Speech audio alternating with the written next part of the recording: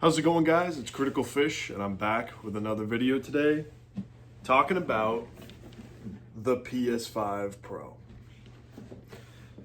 If you didn't know, the PS5 Pro just released, and it got a little bit of controversy for its kind of minimal upgrades and the kind of high pricing of it depending on where you live. Regardless, I decided to save up a little bit of extra money and pick one up, and I'm here to give you my first impressions on it. This is not a full-blown review.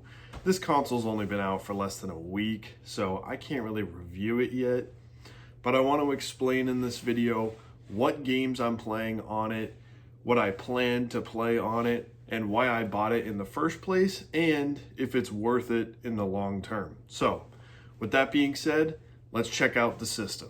And here it is, guys, the PS5 Pro. I've got it sitting horizontally for now. I've got the added disk drive attachment on it, and I'm using the support stand to hold up the system. I've got the controllers down here, as well as the Pulse 3D headset. And overall, it's just a very clean look, very minimalistic look, but it does look like a pro system. So, big fan of that. And up here on the display, you can see we've got the PS5 UI. Nothing has really changed here. They give you access to a couple new backgrounds and maybe some system changes in the settings. But besides that, you're getting the same experience until you actually boot up a game.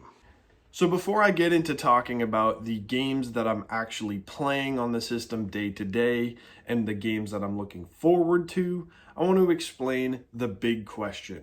Why in the world did I buy a PS5 Pro? Because that's what a lot of people are asking online. Everybody's joking about the $699 price tag, and keep in mind, it's even higher in other countries besides the US. And, there's jokes that there's no games. There's jokes that you can't even tell what the difference is. And I get it. I was doing the same thing before I bought one. But I knew I was going to buy one. It was just a matter of when, before the PS6. So here's why I bought one. I'm an avid PlayStation fan, only because I've been able to play some of my favorite games I've ever experienced on PlayStation.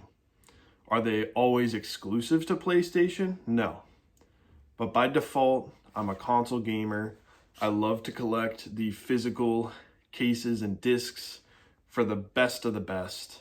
And I'm a console guy. I love playing on my TV.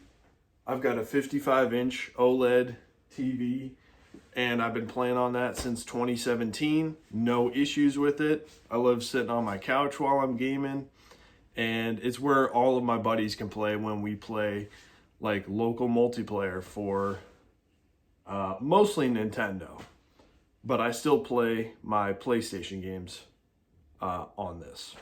The second reason I got the PS5 Pro is because I already have a great display.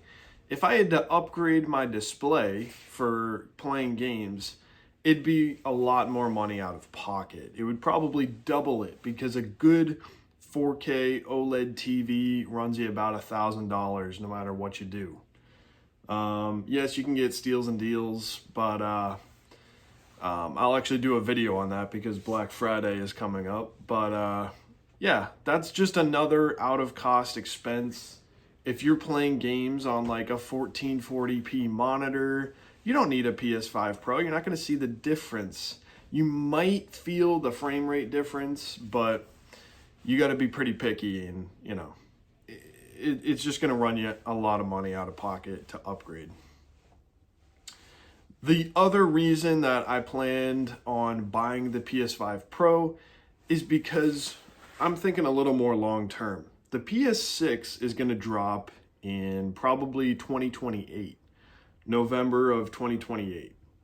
And if that's the case, unless things change, we've got another 4 years with this thing. So if I'm spending let's just say $800 because I also bought the disk drive. Because I spent $800 on the Pro upgrade, theoretically I could trade in my PS5 console for, let's say, $300, and I can get $300 off of my purchase. So I'm paying $500 out of pocket for the Pro. Now, you didn't include, let's say, an extra controller or a stack of games, or you sell something. Let's just take off another $100 there. You're paying $400 out of pocket for the PS5 Pro. Now, you're using the PS5 Pro for $400 for the next 4 years. So that's $100 a year up until the PS6. You're getting the PS6 day one. Let's just assume that. And then when the PS6 comes out, you're trading in the PS5 Pro. Let's say the PS5 Pro at max trade-in value is $400. There you go. You're getting your money back and you're getting a PS6 day one. So, I mean, gaming is my #1 hobby. I try not to overthink the pricing because you'll make the money if you want to get the money back. But if I'm able to utilize the upgrades that I get from the PS5 Pro for the next 4 years and then trade it in towards something even better, screw it, I'll do it. So I did it. And, you know, just to name some examples of the games that I'm going to be playing in the short term, I'm going to replay Final Fantasy VII Rebirth at the maximum fidelity, max graphics. That's my favorite game, like on the system. So I'm going to be replaying that.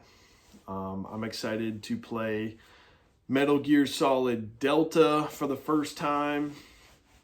That looks like a solid experience, and pretty excited for that. I'm going to do some small replays for Platinums like Returnal and God of War, Ragnarok. And yeah, when they announce new stuff like the Ghost of Yotei, I'll play that day one. And I'm sure they'll reveal some more stuff for 2025. But yeah, for the next 4 years, I've got the Pro. But that's going to do it for the video today, guys. Stick around for more videos. I've got a Black Friday video game guide coming out covering PS5 games that you should check out, as well as Switch games that you can buy. I'm also going to be releasing some new collection videos over the couple, next weeks or months. I plan to showcase my whole physical game collection yet again. It has changed quite a bit since the last video. I'll also be covering my Steelbooks, my Nintendo collection, as well as a room tour of this room that you can kind of see right now. But I'll also be covering my other room, which I have a lot of great stuff in there as well. So stick around and have a great day. Also, to see the rest of the games that I plan on playing in 2025, you can check out this video right here, where I detailed the games that I plan to play on the PS5 Pro and the Switch, as well as the Switch 2.